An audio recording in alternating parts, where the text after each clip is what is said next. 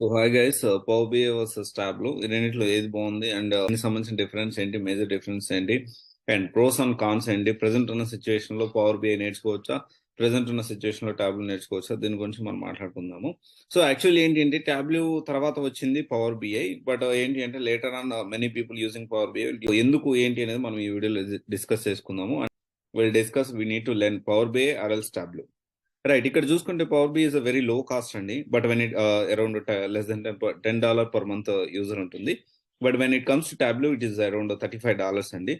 And అంటే Tableau అనేది కొంచెం ఎక్స్పెన్సివ్ Powerbi కంటే. అండ్ ఇదేంటి అంటే Powerbi అనేది ఫాస్టర్ గా పర్ఫామ్ చేస్తుంది. బట్ ఇదేంటి Tableau విషయానికి వస్తే ఏంటి అంటే it is suitable for handling large volumes and provides extensive features of visualising the data. But ఇదేంటి అంటే Powerbi అనేది కస్టమర్ సపోర్ట్ అనేది లిమిటెడ్ ఉంటుంది. బట్ Tableau కి అనేది చాలా ఎక్కువ ఉంటుంది.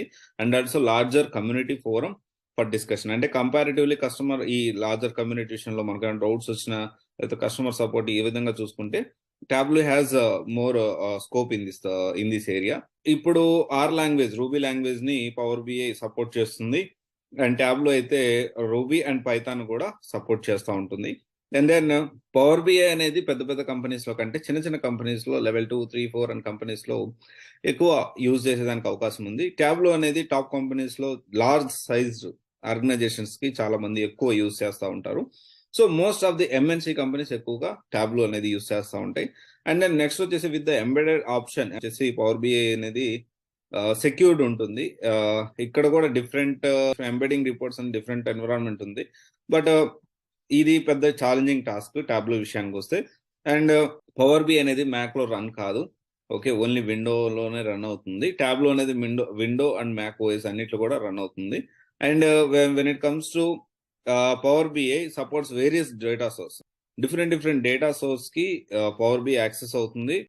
సో Tableau అనేది ఇది కూడా సెవరల్ డేటా రిసోర్సెస్ కి యాక్సెస్ ఉంటుంది. బట్ Powerbi అనేది లిమిటెడ్ ఉంటుంది ఈ వర్షన్ లో.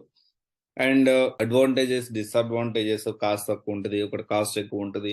సో ఇవన్నీ పక్కన పెడితే ఈ రోజు కూడాను Powerbi నేర్చుకోవాలి లేకపోతే Tableau నేర్చుకోవాలి. Tableau గురించి అడగట్లేదు, most of the people Powerbi నేర్చుకోవాలనుకుంటున్నారు.